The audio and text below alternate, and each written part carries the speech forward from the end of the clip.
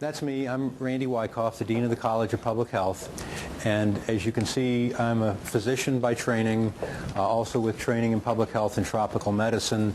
I'm trained as a pediatrician in preventive medicine, but have spent most of my career in public health. As I say, this is the first of 2 lecture sessions that you're going to get on public health. This one, this afternoon, you'll hear me and Dr. Florence, who's the head of the Department of Community Health, and then the next time you'll hear the chairs of the other departments. Our purpose is not to talk you into or out of majoring in public health or anything else, but really to try to answer this pretty basic question. What is public health and why is it important to you? I may learn a little bit about you. How many of you are first-year students? Okay, second year? Third, fourth or more? Okay, good. How many of you are from East Tennessee? All right. How many of you are from Southwest Virginia? All right. Other parts of Tennessee? Okay. And how many of you are from anywhere other than considered Appalachia? Okay, good. All right, that doesn't tell me a great deal about who you are, except that you tend to be from this region and tend to be early in your careers. We'll start with the realization that we live in a part of the country that has incredible natural beauty and a deep and rich culture and heritage. 100 years ago, this writer described East Tennessee as the Switzerland of America. It's beautiful with its emerald hills and quiet vales and lofty mountains and limpid streams. They had more time on their hands then than we do now. And I'd encourage all of you, those of you that aren't from this area, certainly take advantage of it and get to know it. But that's not the reason I'm telling you about this. The reason that I want to tell you about this is because as beautiful as this area is, there are some pretty significant health challenges. In 2008, the Gallup Healthways folks did a survey called the Well-Being Index. And one of the measures they used for well-being was physical health. And they looked at all 435 congressional districts in the country, and they asked the question, what is the relative health of those 435 congressional districts? And at the time, the 4 worst for physical health in all of America were Tennessee's 1st congressional district that you're sitting in now, Virginia's 9th congressional district, which is Southwest Virginia, West Virginia's 3rd congressional district, which is the southern part of West Virginia, and Kentucky's 5th congressional district, which is the eastern part of Kentucky. So according to this one survey, the least healthy places in America were here in central Appalachia. And if you take a look at this map, those are the 4 congressional districts right there that they said were the least healthy in the country. So with that as a starting point, you realize that you are entering into a field, health professions, however you define it, whatever you intend to do, that's going to have a pretty significant set of challenges as you actually get out into the world and ask the question, what can you do to make a difference? Underlying that question, of course, is, can ETSU make a difference? Can a university located in the least healthy region of the country really make a difference? Or when it comes to health sciences, I guess the question you should ask yourselves is, did you make a good choice in coming to ETSU to learn about health sciences? So did you make a good choice? And the answer, of course, is no. You actually made a great choice, not a good choice. And let me explain this to you. There's about 2,600 four-year colleges and universities in the United States, okay? 2,600 of them. That's a lot. How many of them you think have a college of medicine, a college of pharmacy, and a college of public health that ETSU has? I'll make it easy for you. There's only 26, including ETSU. Think about that for a second. In the whole country, there's only about 24 places that offer you that range of educational opportunities. But you say, wait a minute, I'm actually interested in studying nursing. So what if we took off of that list those places that don't offer a doctorate in nursing? And you say, well, wait a minute, no, I'm really interested in physical therapy, so let's take off those that don't offer physical therapy. What about audiology and speech pathology? less still.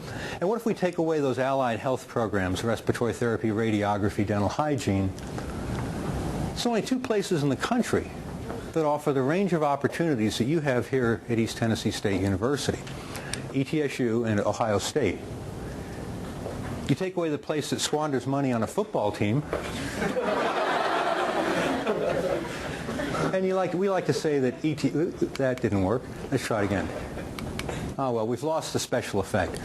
Anyway, this is a little bit tongue-in-cheek, of course, all right, because, we don't offer veterinary medicine. We don't have a dental school. We don't have occupational therapy. But my point is that, in fact, you are at a place where if you take advantage of it, you have an incredible opportunity to learn from a wide range of professions and actually to pursue a wide range of professions. You may come in today and say, I'm pre-med or pre-vet, and come to realize, no, actually, I'd rather do physical therapy or nursing or public health or something else. So just to give you a sense that there are, in fact, a good range of opportunities for you here. I want to see if I can get that to work one more time. No. There we go. We're a hopping place in a beautiful environment. That's what I was supposed to say when that happened. Okay, so let's talk about public health. What is this thing, public health? I mean, every one of you knows what a doctor is, a nurse, or a physical therapist. What is a public health person? I might be the first one that you've actually... No. So what is public health? Interestingly, public health is what we as a society do collectively to assure the conditions in which people can be healthy. All right? If a kid is sick, you take them to a pediatrician or a nurse practitioner. If someone has limitations in a range of joint, you might take them to physical therapy or occupational therapist.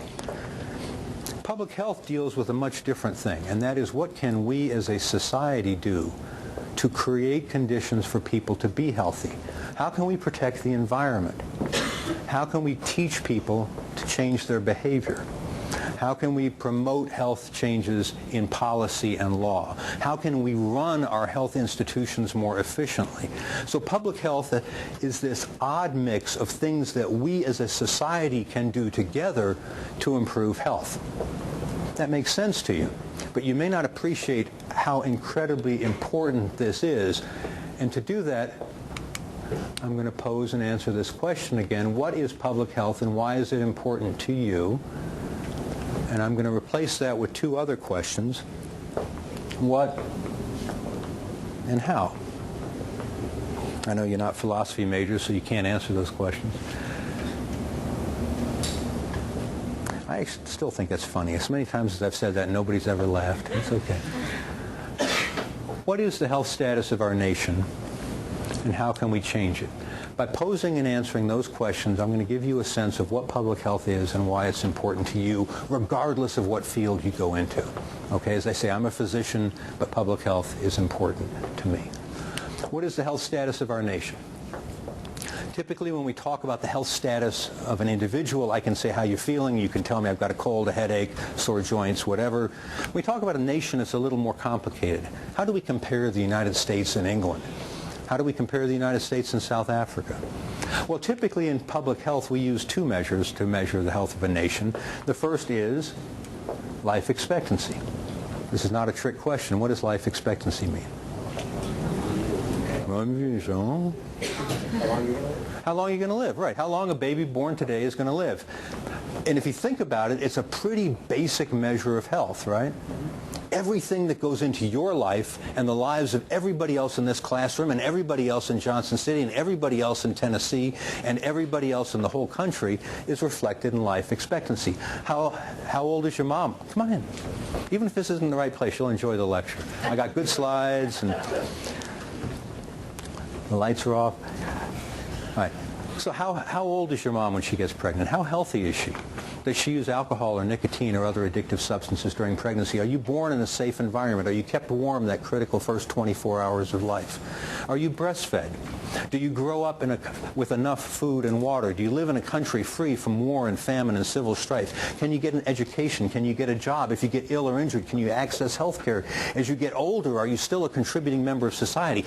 All of those things and everything else that affects your life is reflected in our global life expectancy. It is the basic, most fundamental measure of health. And if we went out on the streets of Johnson City today and we asked the man on the street where the life expectancy in the United States is, he'd tell you 2 things.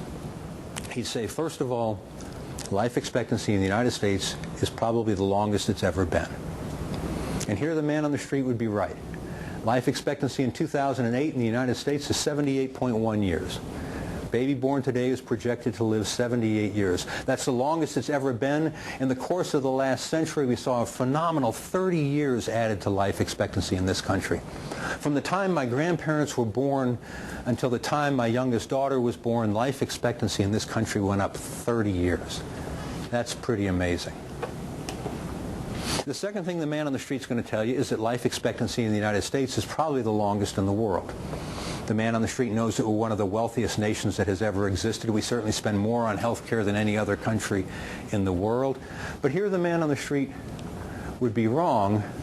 And in 2008, the United States is estimated to rank behind all of these countries and come in 34th in the world.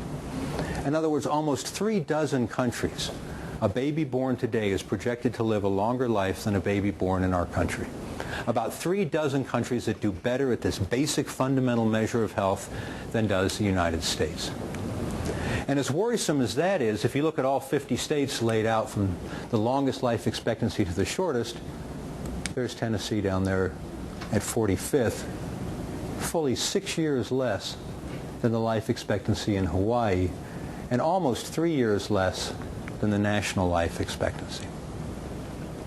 If you were to compare our life expectancy with that reported in other countries, we'd come in somewhere around Ecuador, Bahrain, Qatar.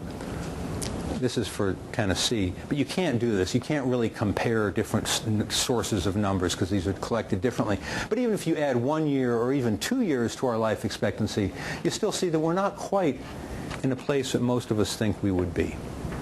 All right, so that's the first statistic I gave you, life expectancy. The second way we measure the health status of a nation or a big group of people is, wrong way, infant mortality. The infant mortality rate is, what's an infant? What's mortality? Yeah. It's what percent of babies, how many babies born today are going to make it to their first birthday? For every 1,000 babies born, we usually give the number as the infant mortality rate is how many babies per 1,000. It's a very sensitive measure of two vulnerable groups in our population, women and young children. It's a very sensitive measure to the economic stability of a country. We typically see the infant mortality rate skyrocket during civil wars and things like that. So it's a very sensitive measure of the health of women and children. And if we went out on the streets of Johnson City and we asked a woman on the street where the United States is today for infant mortality, she'd likely tell us two things. First, that it's probably the lowest it's ever been. In this case, low is good. And the woman on the street would be right. In 2008, infant mortality in the U.S. is estimated to be 6.3 births, 6.3 per 1,000. That means of all 1,000 babies born alive, all but 6 of them will make it to their first birthday. We've seen a phenomenal increase in the course of the last century. From the time my grandparents were born to today, gone down over 94%. When my grandparents were born, their chance of dying in the first year of life was about 1 in 10, an infant mortality rate of 100 at that time. The second thing the woman on the street is likely to tell us is that the infant mortality rate in the U.S. is probably the lowest in the world. We care about women and children in this country. We have a neonatal intensive care system that's the envy of much of the world, but it won't surprise you to learn that in this case the woman on the street will also be wrong, and that in 2008 the U.S. is estimated to rank behind all of those countries and come in about 35th in the world. Again, about 36 countries do better at this basic fundamental measure of health than does the United States.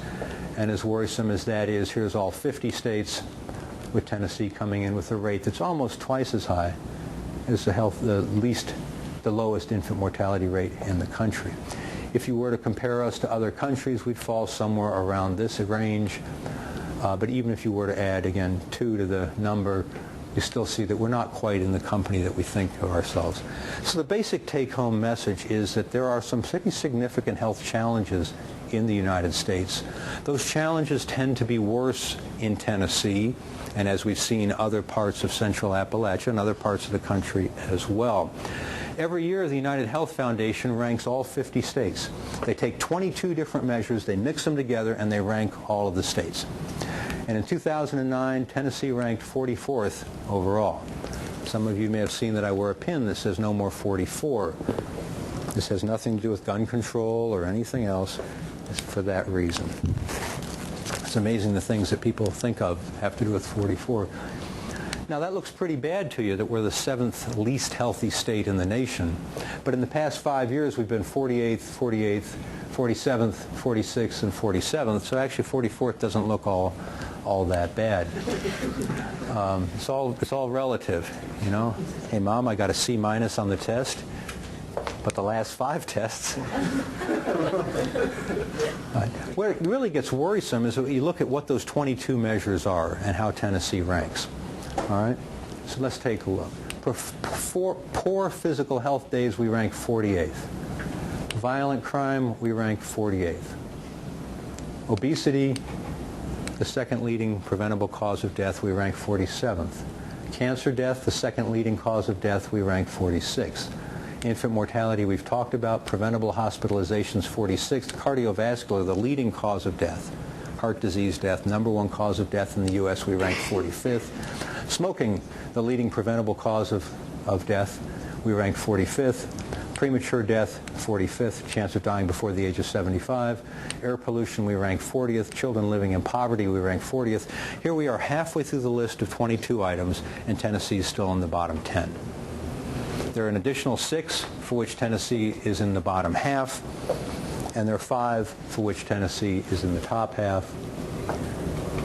Leading us to go back to the original questions that we asked, what and how, and I suspect at this point most of you are not asking the questions what and how, but rather why. Why should a baby born in Tennessee today be more likely to die in the first year of life and more likely to live a shorter life than a baby born in most other states and in dozens of other countries? Why do we have health statistics in our state, and for that matter in our nation, that are so much less than we could achieve? And when I say we could achieve them, you saw that life expectancy in Hawaii was 5 years more than it is in Tennessee. You saw that infant mortality in Utah is about half of what we could achieve. These are not inachievable things. So why do we have health statistics that are so much less than we could achieve? Well, on a national level, we know that most people are simply unaware.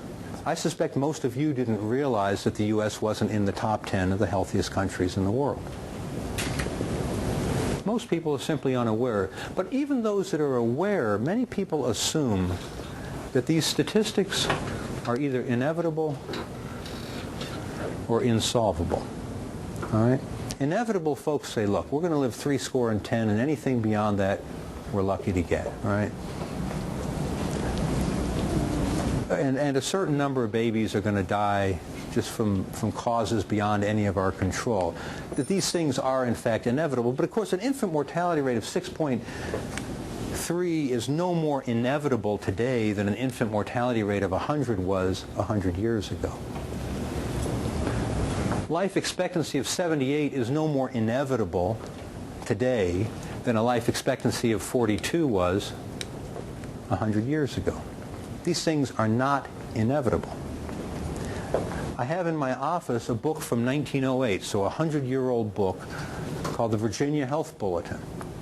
And at the time, the leading causes of death in Richmond, Virginia, which is about as close as I can get to our region, look at that, tuberculosis, far and away the leading cause of death, followed by cancer, whooping cough, typhoid, influenza, diphtheria, scarlet fever.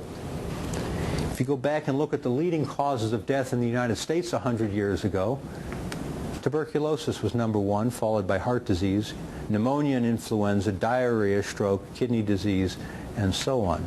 Now I'm going to take the same chart, these same diseases, and update it to the present. Today, 2/3 of you, 2/3 of us, will die from one of 5 causes: heart disease, cancer, stroke, chronic obstructive pulmonary disease, or injury and accidents. Okay? Barring some unforeseen epidemic disease or natural disaster. But you look at that and you say, if nothing else, you realize that this is not inevitable. what we die from and how much we die, other than the fact that we're all going to die, is not inevitable. All right? Well, that leads us to the next issue, and that is, are these things unsolvable? If they're not inevitable, are they unsolvable? You know, some folks will throw up their hands and say, no, okay, yeah, but what can we do about it? Well, there was an article in the New England Journal of Medicine, 2007, that asked a really interesting question. It said, what are the factors that lead us to premature death, to die young? I mean, if our life expectancy is low, it's because we have more people dying young than they should. If everybody lived to be 90, we'd have a life expectancy of 90. So what are the factors that lead us to die young? Well, they said a third of it's due to genetics. Not much we can do about that at this point. About 1/6 of death due to social circumstance, about 1 in 20 deaths due to environmental exposure. Well, according to this article, that leaves two wedges in the pie, a relatively small one and a relatively large one. It comes as a great surprise to people to learn that the smaller wedge is health care. What this is saying is that if all Americans had access to the very best health care, which they did not in 2007, we'd reduce our premature death rate by about 10%, by about a tenth. Okay? Now, don't get me wrong, that's really important. If we could improve our premature death rate by 10%, that would be magnificent. And yes, I believe that all Americans should have access to affordable health care. That's not a political statement. How you get there is a political statement. Saying that you believe that people have access to affordable health care is simply a statement of belief. So what is this large wedge down here? What is this thing that accounts for 40% of our premature death? If it's not genetics, health care, environmental exposure, or social circumstance, behavior. Things that we do to ourselves. The good news with behavior is we know we can change behavior, right? The bad news is we've known about this for a long time and we haven't been able to change behavior. What are the specific behaviors? There was an article in the Journal of the American Medical Association that said what the Centers for Disease Control said were those behaviors that were causing us to die. Tobacco was number one. 18% of deaths due to tobacco. Followed by factors related to diet and activity, being out of shape, overweight, about 15%. The numbers drop off pretty quickly here, but they're still important. Alcohol, 3.5%. Infectious diseases, about 3%. Remember, 100 years ago, that was the overwhelming leading cause of death. Toxic agents, secondhand smoke, pollutants, and so on, 2.3%. Motor vehicles, self-explanatory, 1.8%. Firearms, self-explanatory, 1.1%. Sexual behaviors that leads to diseases like HIV, AIDS, and illicit drug use. These are the things that the Centers for Disease Control says are causing us to die. Now, you look at that list for a minute, and something's going to jump out at you. I'm going to tell you what it is so you don't have to worry. These problems can be solved. Take a look at this list again. We don't have time today, but we could sit here for the next hour, and I bet you guys could come up with 3 or 4 or 5 things that you're pretty sure could reduce death from these causes. These are not unsolvable problems. But there's a more important message in this. Looking at that list again, these problems are more easily prevented than cured. Go back to the list and ask yourself the question, what item on that list can you go to the doctor and be cured? You might arguably say the only one is infectious diseases. You can go and get an antibiotic and be cured. The truth is, death from infectious diseases actually started dropping in the pre-antibiotic era because of improvements in hygiene and sanitation. But you realize, here's this list. These are the things the Centers for Disease Control says we're dying from. And you look at the list and you say, hey, we can do something about that, but we've got to figure out how to prevent it. Now, I just want to make one quick point, which is to say these things, just as the causes of death are changing, these things will change over time. I'll just give you a quick look at that. For tobacco, in the mid-60s, the Surgeon General came out with a report that was the first time that was formally linked with tobacco and health consequences. And since that time, we've had a 50% reduction. Some people say that was one of our great public health achievements of the 20th century. I tend to think the fact that we still have 22% of people smoking is in fact one of our public health failures of the last century. But my point in showing this to you is that it is in fact coming down. We are seeing some improvements, and hopefully over time we'll see some changes in the cause of death. And by the way, Tennessee ranks 45th for the percent of adults who smoke, well over twice the rate of the lowest state. Well, okay, next one, diet and activity. Some of you will have seen this map. This is a map of the United States. I bet you knew that. And it's in 1986. You see the number there in the upper left corner. This is prevalence of obesity. The states that were white had no data back then. The lighter colored states had less than 10%, and the slightly darker colored states were 10 to 15%, okay? You got that? I'm going to put this into motion now. 1987, 1988, we're getting more states with more data. 1991, for the first time, we have states that are 15 to 20%. Tennessee joins that group in 1993, drops out in 1994, comes back to stay in 1995. In 1997, for the first time, we have states that are 20 to 25%. Tennessee joins that group in 1999. 2001, Mississippi becomes the first state with 25 to 30% obesity. Tennessee joins that in 2004. In 2005, for the first time, we have states that are over 30%. Tennessee joins that in 2007, stays there in 2008 and 2009.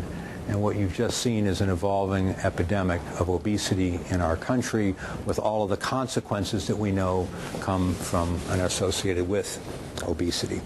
These are the kind of maps that people in public health develop and get to play with, and so we enjoy showing that to you.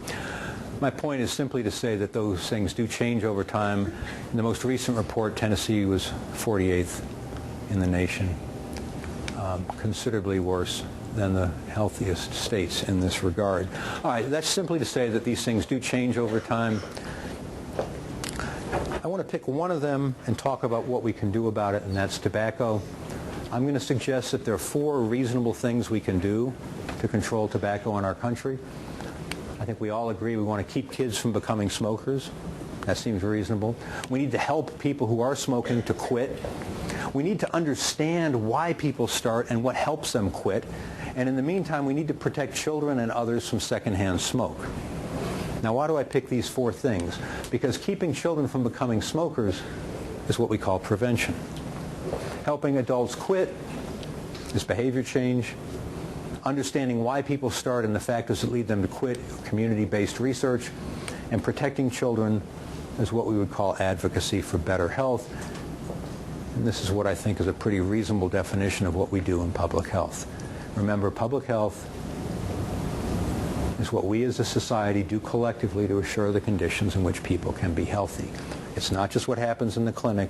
It's not just what happens in the school. It's what happens in our lives as a total factor. Now, you may say that's kind of interesting, but does it really make any difference? Can public health really change things very much? Well, remember I showed you this picture before, the leading causes of death 100 years ago. I didn't really want to educate you on what people in Richmond were dying from a century ago. What I wanted to do was introduce you to this guy, who was about 120 some years ago basically sitting where you are now. He was a college student who decided to become a physician. He joined the military, went out, fought in the Indian Wars, came back and settled in Albemarle County, Virginia, which is about 10 counties north of here. And that's what 20 years in the health professions are going to do to you. This guy is not famous. Nothing is named for him. There aren't monuments or buildings in his honor. And I only tell you about him because he was my great-grandfather. And I often ask the question, what would it have been like to be a healthcare professional at a time when these were the leading causes of death?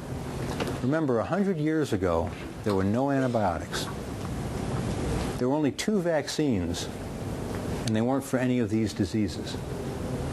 There were no magic bullets. The very things that we think of are inherent in being a health professional, they didn't have at their fingertips. Did they throw up their hands and say there's nothing we can do? No, remember, in the course of the last century, life expectancy went up by 30 years. So what was it these guys did 100 years ago that changed the health status of our nation so profoundly? There's another picture in this same book that I think says more about the challenges we face today than any textbook that I own. And here it is. On one side of this wall are the hounds of diphtheria, scarlet fever, measles, whooping cough, the diseases of the day. On the other side are the rather oddly dressed children of their time. And they didn't throw up their hands and say there's nothing we can do. They said we can build a wall, popular education, careful physicians, efficient health officers, what today we might call public health, what today we might call what we as a society can do together to promote health. Well, the diseases have changed. Today it's heart disease, cancer, stroke, chronic obstructive pulmonary disease. But we can be just as optimistic that even in the absence of a magic bullet, and as you all will find out as you study the health sciences, we don't really have tremendous treatments for any of these. But we can be just as optimistic that we can build a wall. Perhaps that wall today will have prevention, access to affordable health care, improvements in education, poverty reduction and income improvements, but we can be just as optimistic. And the question 100 years ago is the same question as today. How high is the wall in your town? How well can society work together to create conditions in which people can be healthy? So whether you choose to study public health or not, whatever profession you get into, this is going to be important to you. Because if you wait till you're downstream and you see the people with the disease, you will have missed the opportunity to prevent it. All right.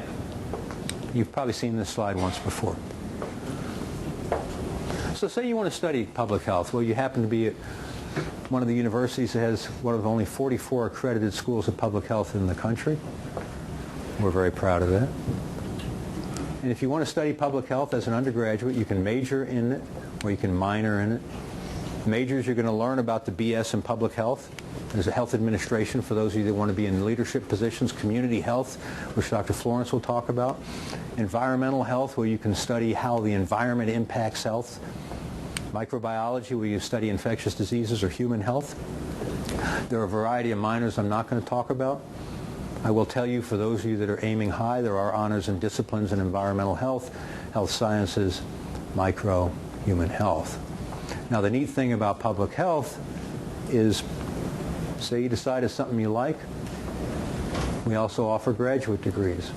There are 5 masters in public health here, a master's of science in environmental health, 2 doctorates in public health, and a PhD. All right? So, whether you choose to do it as an undergraduate or go on to get additional training, the opportunities are here. Now, people say, well, yeah, but can a major in public health be consistent with pre-med, pre-vet, pre-PT? Sure. It's like anything else. You've got to get the prerequisite courses. You've got to do well. You've got to do well in standardized tests. You've got to interview well. You've got to have community service. All the things you know you have to do. You can major in pretty much anything. And if you want, you can also get a job with local, state, national, and so on. The cool thing about training in the health sciences, whether you're going into medicine, nursing, is you can pretty much work anywhere that you want in the country. Pretty much every state needs well-trained, compassionate, altruistic healthcare professionals. If you have additional training in public health, you can do clinical trials, health policy, disease detective work, infectious disease. You can work globally. You can work at academic institutions. You work at hospitals, corporations, governments.